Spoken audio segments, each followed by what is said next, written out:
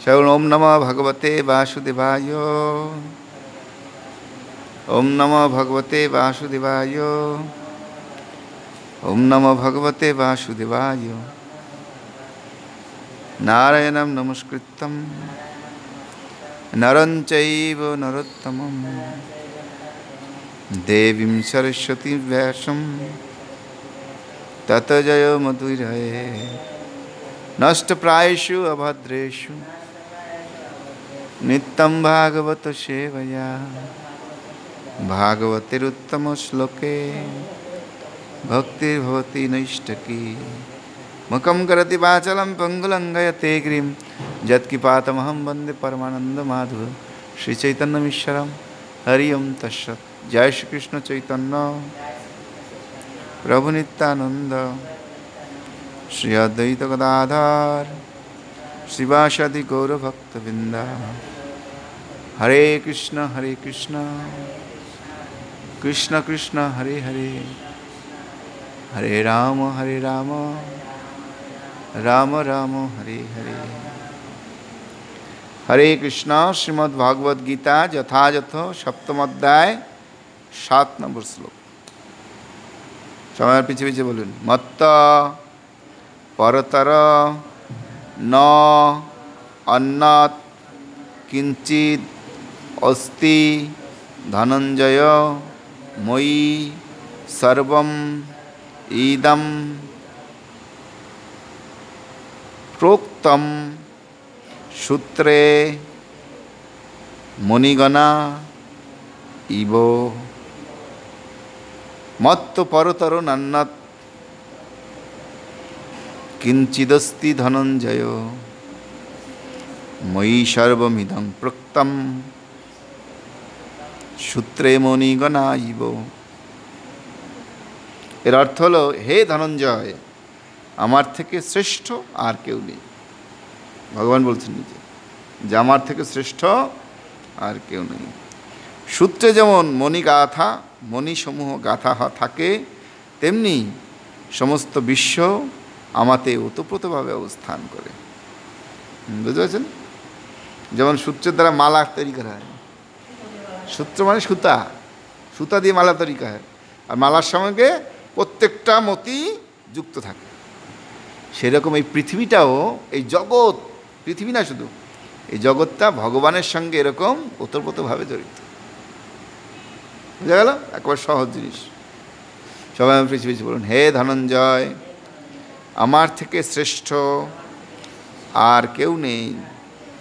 সূত্রে যেমন মণিসমূহ গাথা থাকে, তেমনি সমস্ত বিশ্বই আমাতে ওতপ্রোতভাবে অবস্থান করে। তাৎপর্য, পরমতত্ত্ব সবিশেষ না নির্বিশেষ, এই সম্বন্ধে বহু আলোচিত এবং মত বিভেদ আছে। ভগবদ্গীতাতে বলা হয়েছে যে পরমেশ্বর ভগবান শ্রীকৃষ্ণই হচ্ছেন পরমতত্ত্ব, স্বয়ং বলেছেন, এবং প্রতি পদক্ষেপেই আমরা সেই সত্য প্রমাণ পাই। বুঝা গেল? এই যে ভগবান সত্য, ভগবান যে নিরাকার নয়, ভগবান যে শূন্য নয়, তার প্রমাণ হচ্ছে ভগবান স্বয়ং বলছে, আমি হচ্ছি পরতর, আমার চেয়ে শ্রেষ্ঠ আর কেউ নেই। ভগবান স্বয়ং বলছে। দেখুন, আর কোথায় ভগবান কোথায় বলে নাই, শুধু এখানে দেখুন গীতার মধ্যে ভগবান ডাইরেক্ট বলছে, আমি হচ্ছি সবার চেয়ে শ্রেষ্ঠ। বিশেষ করে এই শ্লোকটিতে পরমতত্ত্ব যে সবিশেষ পুরুষ, তা জোর দিয়ে বলা হয়েছে। তাহলে ভগবান যদি পরমতত্ত্ব হয়, তো ভগবান কি নিরাকার? নিরাকার। কৃষ্ণ স্বয়ং আছে এখানে, তো ভগবান হচ্ছেন সাকার। এই কথাটাই এখানে বুঝিয়েছেন, তা জোর দিয়ে বলা হয়েছে। পরমেশ্বর ভগবানের সবিশেষত্ব সম্বন্ধে ব্রহ্মসংহিতা বলা হয়েছে ঈশ্বর পরমকৃষ্ণ সচ্চিদানন্দ বিগ্রহ। একটা গ্রন্থে নয়, ব্রহ্মসংহিতায় ব্রহ্মা ডাইরেক্ট এটা লিখেছে, ব্রহ্মা বলেছেন, ব্রহ্মা বলছেন ঈশ্বর হচ্ছে পরমেশ্বর ভগবান শ্রীকৃষ্ণ।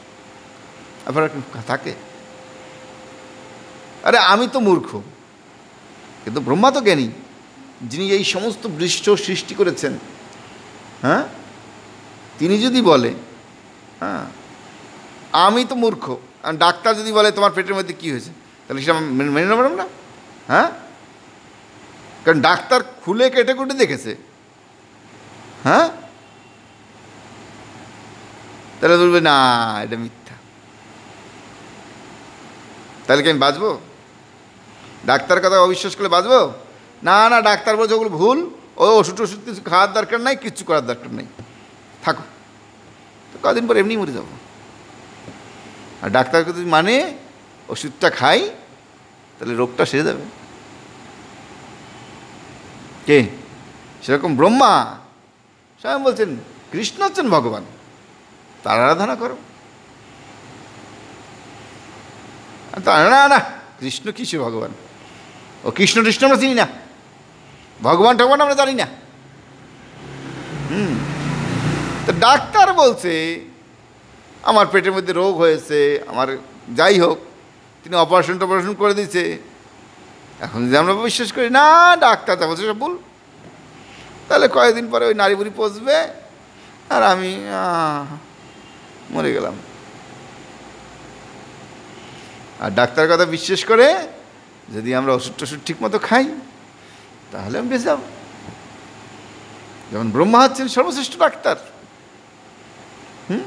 ওনার অনেক জ্ঞান, উনি সব কিছু জানতে পারেন, উনি ত্রিকালজ্ঞ পুরুষ।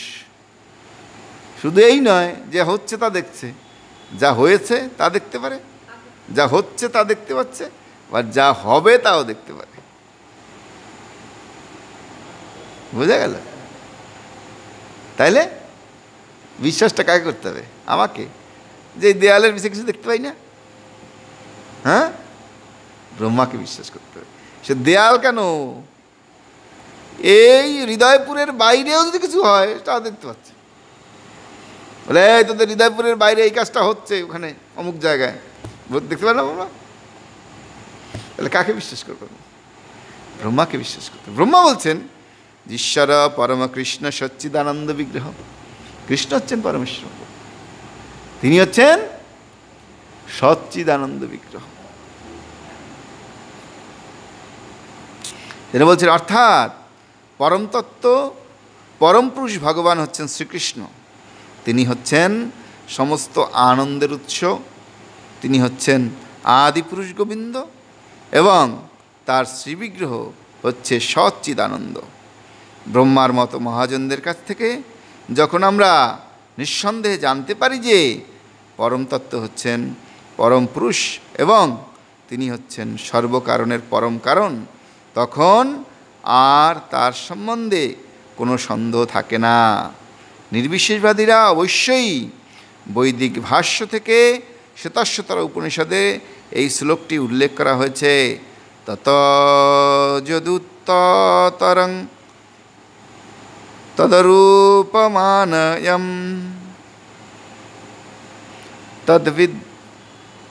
তদ্বিদ বিদরমৃতস্তে ভবন্তাথে রতে দুঃখমেবাপীয়ন্তি। এই জড়জগৎ হচ্ছে, এই জড়জগতে ব্রহ্মা হচ্ছেন প্রথম জীব। প্রথম সৃষ্টি হয়েছে ব্রহ্মার, প্রথম জীব। সুর, অসুর এবং মানুষদের মধ্যে তিনি হচ্ছেন শ্রেষ্ঠ। এই সবার মধ্যে জগতে যা আছে সবার মধ্যে শ্রেষ্ঠ হচ্ছেন ব্রহ্মা। কিন্তু ব্রহ্মার ঊর্ধ্বে এক অপ্রাকৃত তত্ত্ব বর্তমান, যার কোনো জড় প্রকৃতি নেই এবং যিনি সব রকমের জড়কুলুষ থেকে মুক্ত। তাকে যে জানতে পারেন তিনি এই জড়বন্ধনে থেকে মুক্ত হয়ে অপ্রাকৃত জগতে প্রবেশ করেন। আর যারা তাকে জানতে পারে না তারা এই জগতে নানা রকম দুঃখ কষ্ট ভোগ করে। জানতে পারে না, না জানতে সবাই পারে কিন্তু চেষ্টা করে না। এখন মানুষের সব আছে ওইটা, হ্যাঁ, খারাপ চেষ্টা করবে, সারাদিন বসে পেপার পড়বে, কিন্তু বলো একটু গীতা পড়তে সময় নেই। সারাদিন টিভি দেখার সময় আছে, গীতা পাঠ সময়। নির্বিশেষবাদীরা এই শ্লোকে অরূপম শব্দটির উপর বিশেষ গুরুত্ব আরোপ করে, কিন্তু এই অরূপম শব্দটির অর্থ নির্বিশেষ নয়। এর অর্থ এর দ্বারা ভগবানের সচ্চিদানন্দময় অপ্রাকৃত রূপে নির্দেশ করা হয়েছে, যা ব্রহ্মসংহিতার উপরে উদ্ভূত অংশ ব্যক্ত হয়েছে। বুঝা গেল যে কত সুন্দর করে এখানে বোঝানো হয়েছে যে কৃষ্ণ হচ্ছেন ভগবান। কে বলেছে? গীতায় স্বয়ং বলেছেন, ব্রহ্মসংহিতায় বলেছেন, নারদ মুনি বলেছেন, ব্যাসদেব বলেছেন, এতে সংশ কলা পুংস কৃষ্ণস্তু ভগবান স্বয়ং। ব্যাসদেব বলেছেন। এদের চেয়ে কি বেশি বুদ্ধিমান আমরা জগৎ? হ্যাঁ, তাই আমরা এত মূর্খ যে ভগবানকেও বিশ্বাস করি না। সেদিন আমি বলি সবসময়, কাউকে দেখা হলে বলি যে দেখো, ডাক্তারি শিখতে হলে যেমন ডাক্তারি স্কুলে যেতে হবে, ইঞ্জিনিয়ারিং শিখতে হলে তোমাকে ইঞ্জিনিয়ারিং স্কুলে যেতে হবে, মাস্টারি শিখতে হলে মাস্টারি স্কুলে যেতে হবে। তারপরে বিভিন্ন রকমের শিক্ষার জন্য বিভিন্ন জায়গায় তোমাকে যেতে হবে। সেজন্য আধ্যাত্মিক শিক্ষার জন্য তোমাকে আধ্যাত্মিক স্কুলে যেতে হবে। এই নয় চাওয়ালার কাছে, মিষ্টিওয়ালার কাছে। দেখবেন রেস্টুরেন্টে বেশি আলোচনা হয় এই ধর্ম বিষয়ে। হ্যাঁ, চায়ের দোকানে খুব আলোচনা হয়, পানের দোকানে খুব আলোচনা হয় না, পানওয়ালা, চাওয়ালা, মিষ্টিওয়ালার কাছ থেকে ভক্তিকতা শিখবে। এটা হচ্ছে আমাদের সবচেয়ে বড় ব্যর্থতা। সেজন্য আধ্যাত্মিক শিক্ষার জন্য আধ্যাত্মিক স্কুলে আসতে হবে। আর আধ্যাত্মিক স্কুলটা কি? ISKCON, international society for Krishna consciousness, আন্তর্জাতিক কৃষ্ণ ভাবনামৃত সংঘ, যেখানে কৃষ্ণ ভাবনামৃত শিখানো হয়, ভগবত ভক্তি শিখানো হয়, সেটা হচ্ছে ইস্কন। এই নয় যে এইটা একটা গরুর মার্কেট, ওখানে কৃষ্ণ কথা শিখানো হয়। গরুর মার্কেটে কি হয়? গরু বেচা কিনা হয় না। কৃষ্ণ তো গরু ভালোবাসত, তাহলে গরুর মার্কেটে গেলেও না কৃষ্ণ কথা শিখে যাবে? হ্যাঁ, না। কৃষ্ণ কথা শিখতে গেলে, কৃষ্ণ কথা জানতে গেলে কৃষ্ণ বিষয়ক স্কুলে যেতে হবে। এই যে আমি আবার একটা উদাহরণ দিলাম কি, যে এক জায়গায় 10টা স্কুল আছে, সব স্কুলে থেকে টপার হয় না। হ্যাঁ, কিছু কিছু স্কুল আছে খুব টপার ছাত্র দেয়। হ্যাঁ, কারণ পড়াশোনা সেখানে খুব ভালো হয়। সেরকম এই এলাকায় অনেকগুলো স্কুল আছে, অনেকগুলো মন্দির আছে, হ্যাঁ, ইনস্টিটিউশন আছে, সেখানে এই আধ্যাত্মিক শিক্ষা শিখানো হয় না। কোথায় শিখানো হয়? ইস্কনে। তাহলে কোথায় আসতে হবে? ইস্কনে আসতে হবে। এই আধ্যাত্মিক শিক্ষায় যদি শিক্ষিত হতে চাই আমরা, তাহলে অবশ্যই ইস্কনে আসতে হবে। আপনি বলতে পারেন ইস্কনে আসলে কি হবে? তার প্রমাণ কি? দেখো, ইস্কনে আসলে দেখো অনেক স্কুল আছে, সেখান থেকে যেমন টপার পাওয়া যায় না, সেমন অনেক স্কুল আছে, সেখানে গেলে আমরা আমাদের যে কুঅভ্যাসগুলো ত্যাগ করতে পারি না। পারি? মানুষ কত জায়গায় দীক্ষা নিচ্ছে, কত মন্দিরে যাচ্ছে, সেখান থেকে গিয়ে তারা নেশা ছাড়ছে। হ্যাঁ, আর বেশি করে করে। হ্যাঁ, বলবো ওখান থেকে গেছিলাম, ওখানে গাঁজা খাওয়ার শিক্ষা দিয়েছে, ভালো করে গাঁজা খাওয়া শিখে এসছে। এরকম বিভিন্ন স্কুলে গিয়ে বিভিন্ন কুঅভ্যাস শিখে নিয়ে আসে। কিন্তু ইস্কনে আসলে 4খানা নিয়ম পালন করতে হবে স্কুল থাকতে হলে তোমাকে। দেখবেন যে স্কুল ভালো, সেখানে করা টিচাররা, সেখানে স্কুলের আইন করা, নিয়ম করা, সেজন্য সেই স্কুলের ছাত্ররা খুব ভালো ভালো রেজাল্ট করে। কি করে না? আর যে স্কুলে ঢিলা ঢালা, আর এই স্কুলে না গেলেও স্যারকে বললে স্যার একটা পান খান, পান খাওয়াইয়া ওই প্রেজেন্ট দিয়ে দেবো। সেই স্কুলের ছাত্ররা কী করে? পরীক্ষা আসলে দেখা যায় যে 50% নাই নাম, তাই না? আর যে স্কুল ভালো, যেখানে করার নিয়ম, দেখা যায় সেই স্কুলগুলোয় সমস্ত ছাত্ররা ফার্স্ট ক্লাস, A+ পেয়ে গেছে। আবার তার মধ্যে 2-4 জন র্যাঙ্ক করেছে, টপার হয়েছে। তাহলে এর থেকে কী বুঝতে পারি? সেজন্য ইস্কনে আসলে দেখবেন, ইস্কনে আস্তে আস্তে কিছু লোক নিরামিষাহী হয়ে গেছে। হ্যাঁ, তোমরা ইস্কনে যাও, একটু আসো আসো, ভক্ত মানুষ, চা খাও। বলে না, আমরা চা খাই না। বলে কেন চা খাও না কেন? বলে আমরা ইস্কনে মানা। চাও খাও না? উরি বাবা, তোমরা তো বড় থেকে মানুষ, চাও খাও না? বলে হ্যাঁ, এইটি আমাদের শিক্ষা। তাহলে কি হলো? হ্যাঁ, আমরা ইস্কনে যাচ্ছি মানে কি? ইস্কনে যাচ্ছি, নেশা করছি না। চা নেশা? হ্যাঁ, এই তাহলে দুটো লটারি নিয়ে যাও, লটারি। বলবে ইস্কনের ভক্তরা আমরা লটারি কিনি না। কি লটারি কেনো না? বলে না, আমরা কোনো জুয়া খেলার বিদ্যে নাই, আমরা টাস পাশা জুয়া এগুলো খেলি না। তাহলে ঠিক আছে, আজকে আমাদের বাড়িতে খেয়ে যাও, ভালো মাছ টাছ আছে, রান্না করেছি, খেয়ে যাও। বলে আমরা মাছ খাই না। কি মাছও খাও না? ই বাবা, আমরা মনে করি বাঙালি হচ্ছে মাছ ভাতে বাঙালি। আমরা সারা দুনিয়ায় গিয়ে বলি যে বাঙালি যদি না মাছ পায় তাহলে মরে যাবে, বাঁচবে না। তোমরা বেঁচে আছো কেমনে? আরে তোমরা বেঁচে আছো কেমনে? বলে আমরা কৃষ্ণ নামকে বেঁচে আছি। বলে কি? এ বাবা, দেখো, এইটা হচ্ছে প্রমাণ ইস্কনের পবিত্রতা, পিউরিটি।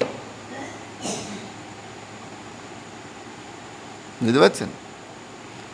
আপনি একজন লোকে নেশা ছাড়ান তো, হ্যাঁ, যে বিড়ি খায় তার বিড়ি খাওয়া ছাড়ান তো, পারবেন? পারবেন না।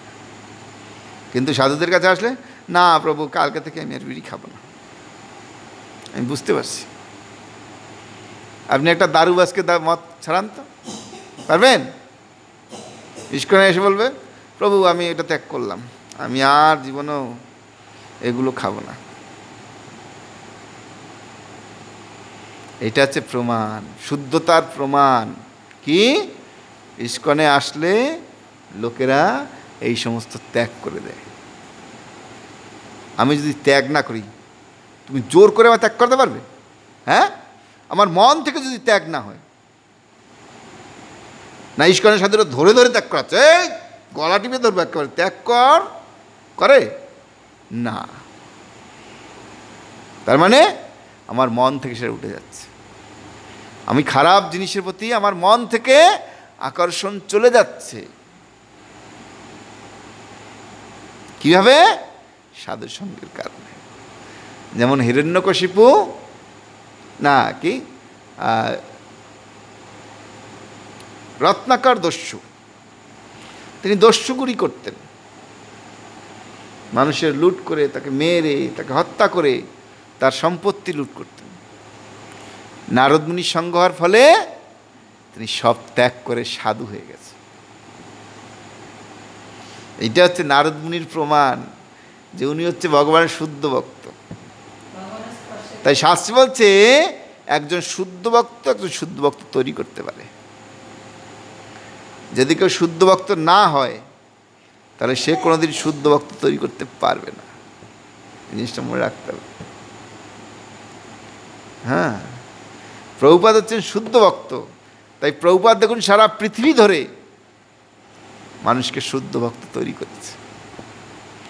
আর আমাদের এখানে সেখানে এই বাবাজি সাধু এই সেই কি করছে? ওই মাছ খাওয়া লোককে দীক্ষা দিচ্ছে আর ও আজীবন মাছ খাচ্ছে। ওর বাপ মা যখন বলছে তাও মাছ দিয়ে ভোগ লাগাচ্ছে, তাকে